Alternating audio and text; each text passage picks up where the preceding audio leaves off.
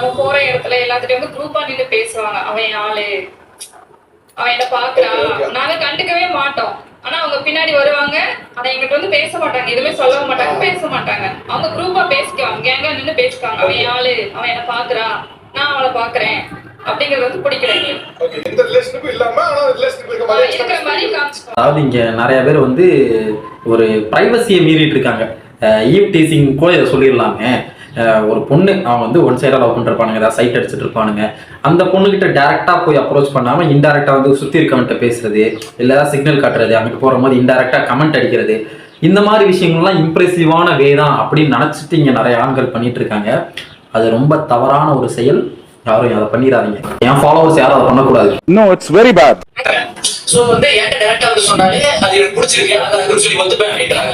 வேற யார்கிட்டயே போய் ஏமா நீ அழகா இருக்க, அந்த பீப்புள் பார்க்க அழகா இருக்கு, போலீஸ்ல புடிச்சு போயிட்டாங்க, என்ன பண்றது, பையன் பசங்க இருக்கு, எல்லா பொண்ணும் ஒரே மாதிரி இல்ல இருக்கும். போட்டோ பார்த்தாலே போட்டோ பார்த்துட்டாங்க.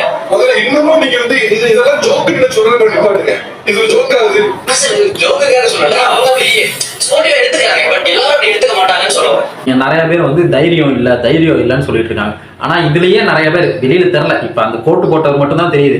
ஆனா எத்தனை பேர் வந்து இந்த மாதிரி பின்னாடி சுத்திருப்பாங்க, ஈவ்டீசிங் பண்ணியிருப்பாங்கன்றது தெரியாது. கேட்டா எங்ககிட்ட பொண்ணுங்களுக்கு பேசுறதுக்கு எங்களுக்கு தைரியம் இல்லை அப்படின்றாங்க.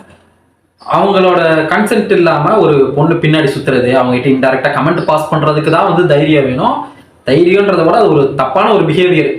அதுக்கே தைரியம் இருக்கிறப்ப டைரக்டா போய் டீசெண்டா ஜென்யூனா எனக்கு இந்த மாதிரி பிடிச்சிருக்கு, இல்லை ஒரு காம்ப்ளிமெண்ட் எடுத்து இன்டெரக்டா சொல்றது காம்ப்ளிமெண்டே கிடையாது. வந்து ஒரு தப்பான பிஹேவியரு, அது அநாகரிகமான ஒரு செயல். அதை வந்து பண்ணவே கூடாது. அதுக்கு பேர் காம்ப்ளிமெண்ட் கிடையாது.